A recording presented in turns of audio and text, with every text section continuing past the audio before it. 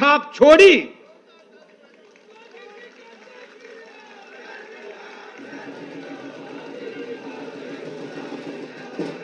और आप सबको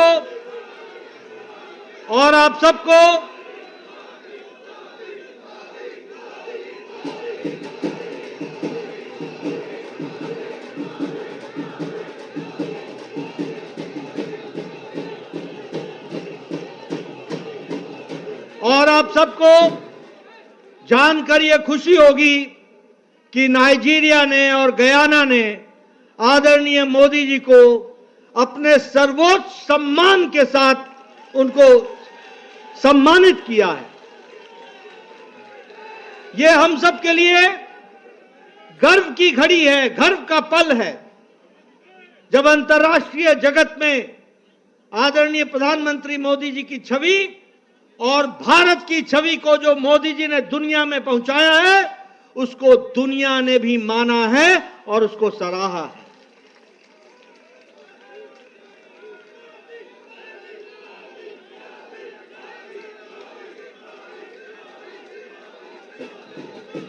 मित्रों,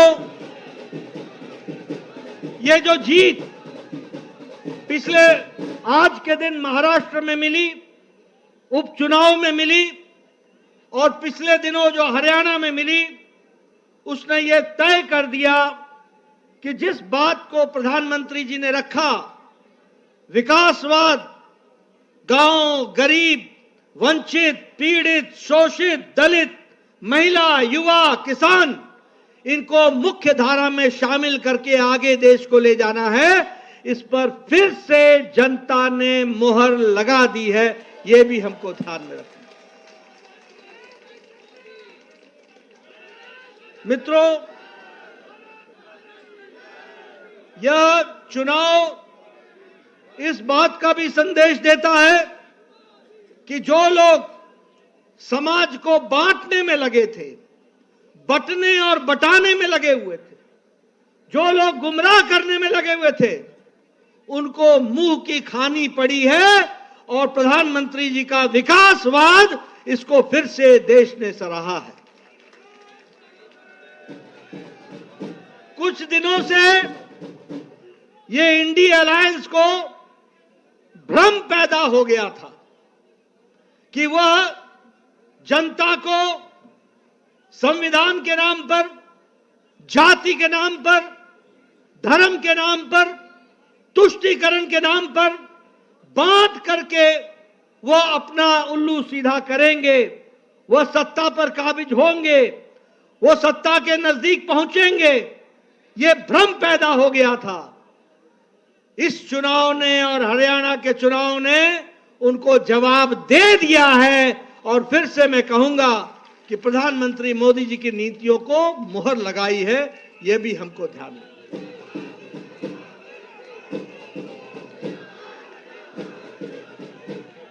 मैं यहां यह भी बताना चाहता हूं कि महाराष्ट्र का चुनाव, महाराष्ट्र का जनादेश हमें और यह भी हमको स्पष्ट बताता है कि महाराष्ट्र का जनादेश न कि सिर्फ हमको 2024 में मिला, जनादेश हमको 2019 में भी मोदी जी के नेतृत्व में मिला था।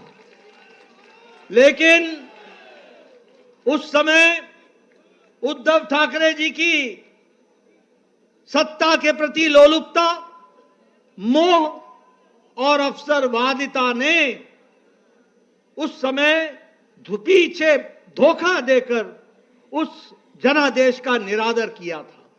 और आज महाराष्ट्र की जनता ने फिर से आदर दे करके, उनको धत्ता दिखा करके यह संदेश दे दिया है कि जनता मोदी जी के साथ है, महायुति के साथ है, भारतीय जनता पार्टी शिवसेना के साथ है और हमारे एनसीपी के साथ है। मित्रों, आंकड़े ये भी बताते हैं कि अगाड़ी को, ये जो महाअगाड़ी थी, इसको भी संदेश दे दिया है। और जब मैं संदेश देने की बात कहता हूं तो मुझे कांग्रेस के बारे में प्रधानमंत्री जी ने कहा था लोकसभा के चुनाव के पश्चात कि ये परजीवी पार्टी है, ये बेल की तरह, लता की तरह किसी के साथ चिपक जाती है और जिसके साथ चिपकती है उसको भी सुखा देती है। इस चुनाव ने तो कांग्रेस पार्टी को खुद तो सुखाया ही सुखाया, परजीवी को, दूसरे को भी सुखा दिया और जो अगाड़ी के नतीजे हैं वो इस बात को प्रमाणित करते हैं परजीवी के बारे में। मैं यहां यह भी बताना चाहता हूं कि प्रधानमंत्री जी आपके नेतृत्व में एक नया शब्द इजाद हुआ जिसे राजनीति में जिसका उपयोग पिछले 70 साल नहीं हुआ था, क्योंकि 70 साल तक हम एंटी इनकम्बेंसी सुनते थे। आज हम प्रो इनकम्बेंसी सुन रहे हैं और जब हम प्रो इनकम्बेंसी की बात कहते हैं तो गुजरात में 3 दशक तक कमल खिला है, कमल खिला है, कमल खिला है। मध्य प्रदेश में 2 दशक से कमल खिल रहा है और असम में, त्रिपुरा में, उत्तराखंड में, उत्तर प्रदेश में, गोवा में यहां 2-2 टर्म, दूसरी टर्म भी भारतीय जनता पार्टी का और एनडीए का परचम लहरा रहा है।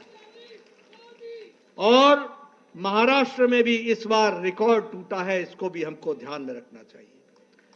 मित्रों, मैं यहां यह भी बताना चाहूंगा कि बाई इलेक्शन में, उपचुनाव में, उसमें भी पहले हमारे पास सिर्फ 11 सीटें थी।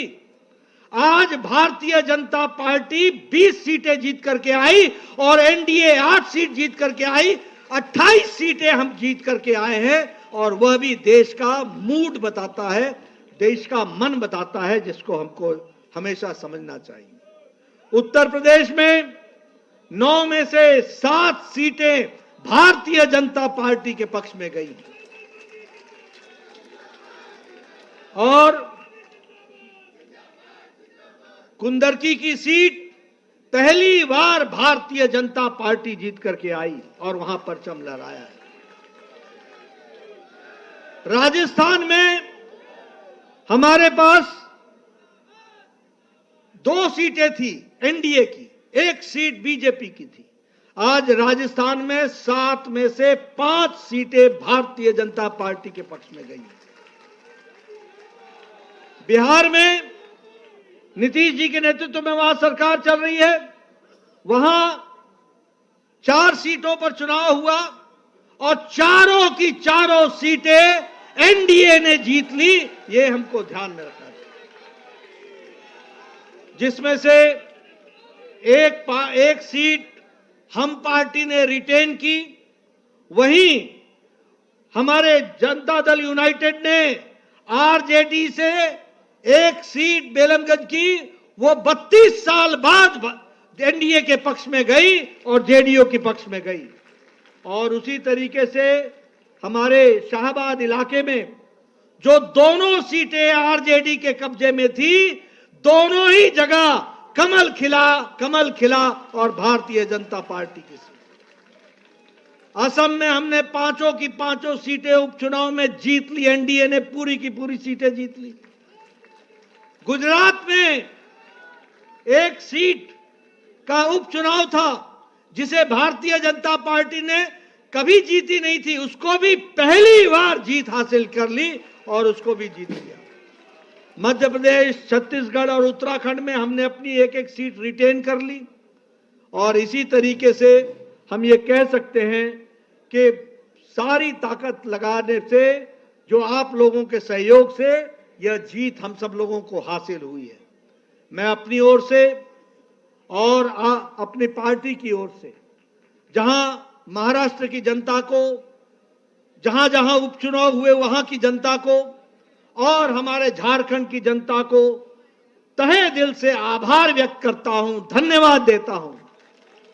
वहीं मैं झारखंड में इस बात का विश्वास दिलाता हूं कि वहां का मत हमें विपक्ष में बैठने के लिए कहा है, हम वहां पर रचनात्मक विपक्ष की भूमिका निभाएंगे और देश को मजबूत करते हुए बांग्लादेशियों के खिलाफ जो वहां पर विषय चला है उसको हम अंतिम स्तर तक लड़ेंगे और उस बात को हम उजागर करेंगे।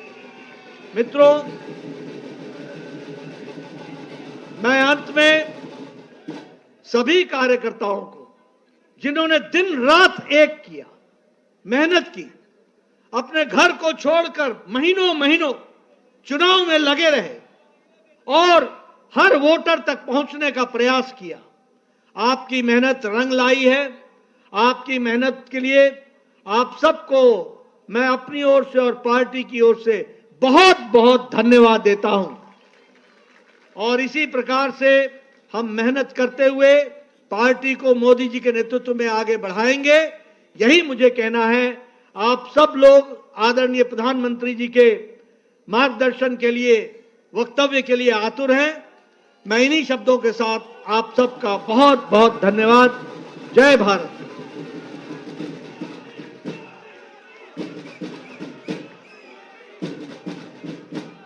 धन्यवाद राष्ट्रीय अध्यक्ष आदरणीय जगत प्रकाश नड्डा जी का। अब मैं निवेदन करूंगा, प्रार्थना करूं जिनको सुनने के लिए आप आतुर हैं, देश के प्रधानमंत्री आदरणीय नरेंद्र मोदी जी,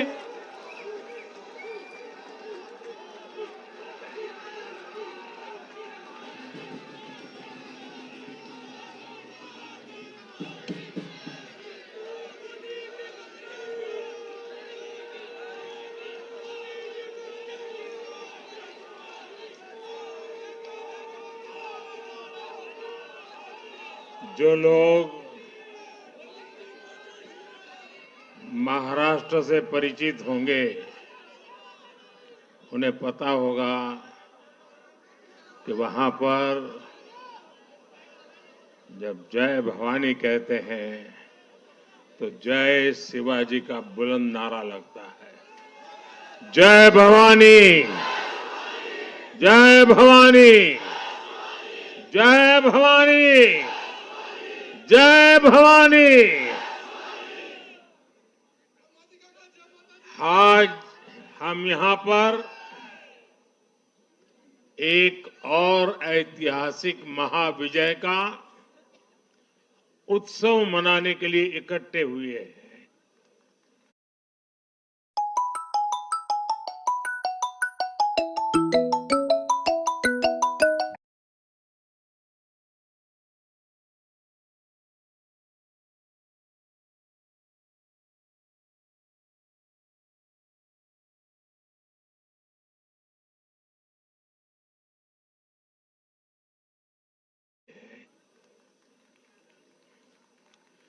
आज महाराष्ट्र में विकासवाद की जीत हुई है। महाराष्ट्र में सुशासन की जीत हुई है। महाराष्ट्र में सच्चे सामाजिक न्याय की विजय हुई है। और साथियों, आज महाराष्ट्र में झूठ, छल, फरेब बुरी तरह हारा है।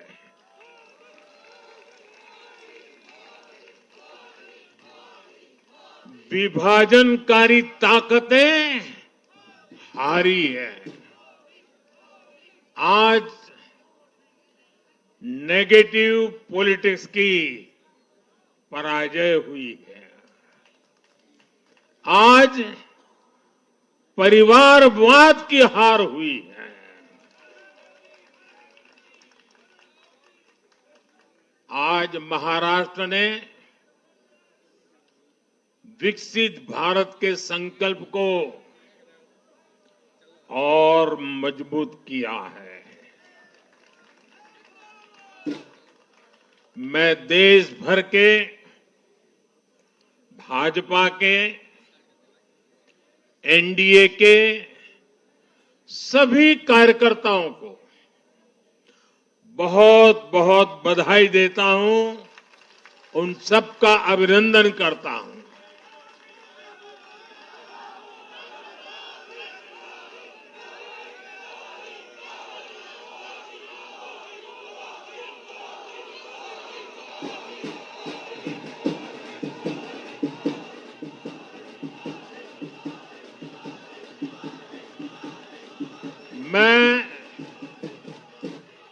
श्री एकनाथ शिंदे जी, मेरे परम मित्र देवेंद्र फडणवीस जी, भाई अजीत पवार जी, उन सब की भी भूरी भूरी प्रशंसा करता हूं। साथियों, आज देश के अनेक राज्यों में उपचुनावों के भी नतीजे आए हैं। नड्डा जी ने विस्तार से बताया है, इसलिए मैं विस्तार में नहीं जा रहा हूं। लोकसभा की भी हमारी एक सीट और बढ़ गई है।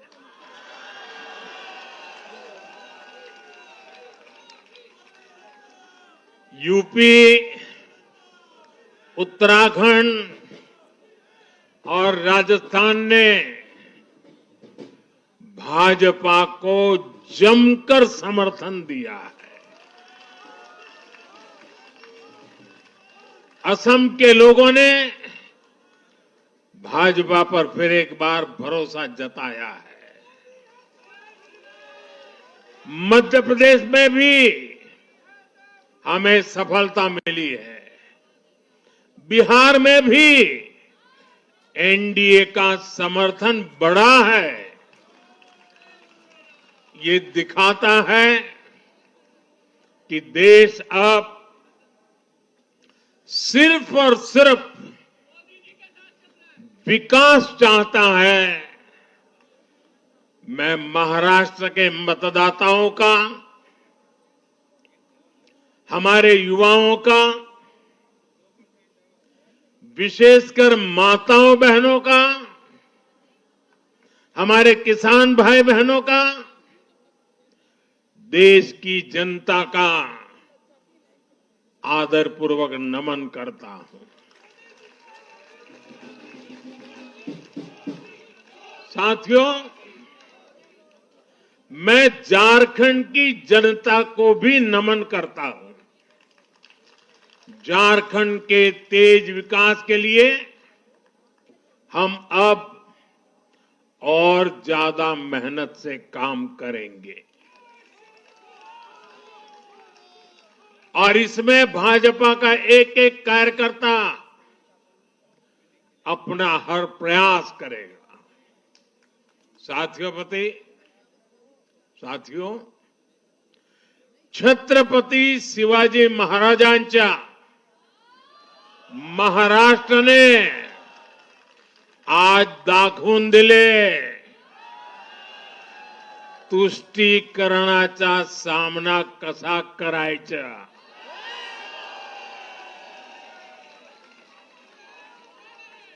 छत्रपती शिवाजी महाराज, शाहूजी महाराज, महात्मा फुले, सावित्रीबाई फुले, बाबा साहब आंबेडकर, वीर सावरकर, बाला साहब ठाकरे, ऐसे महान व्यक्तित्वों की धरती ने इस बार पुराने सारे रिकॉर्ड तोड़ दिए।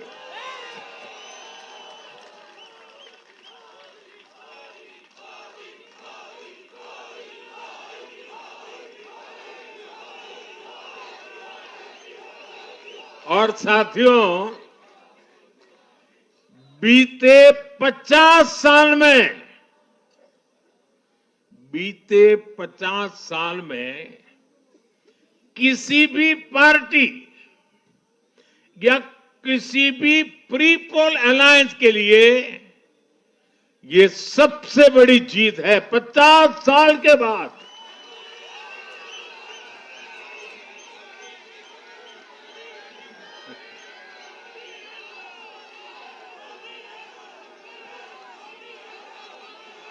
और एक महत्वपूर्ण बात मैं बताता हूं, ये लगातार तीसरी बार है जब भाजपा के नेतृत्व में किसी गठबंधन को लगातार महाराष्ट्र ने आशीर्वाद दिए हैं, विजयी बनाया है। और ये लगातार तीसरी बार है जब भाजपा महाराष्ट्र में सबसे बड़ी पार्टी बनकर उभरी है।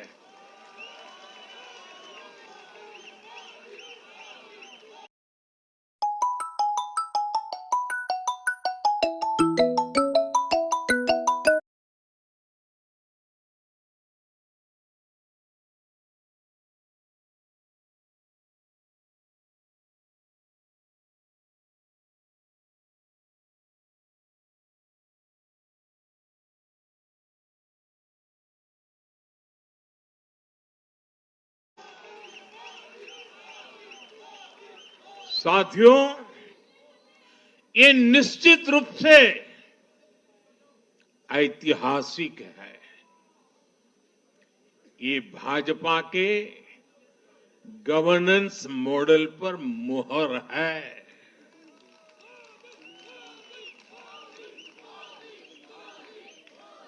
अकेले भाजपा को ही कांग्रेस और उसके सभी सहयोगियों से कहीं अधिक सीटें महाराष्ट्र के लोगों ने दी है। ये दिखाता है कि जब सुशासन की बात आती है तो देश सिर्फ और सिर्फ भाजपा पर और एनडीए पर भरोसा करता है।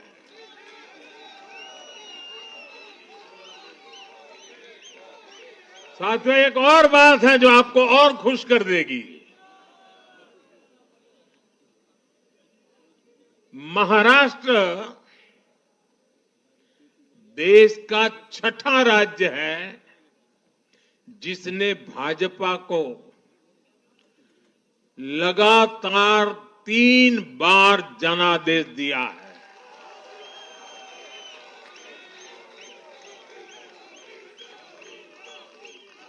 इससे पहले गोवा, गुजरात, छत्तीसगढ़,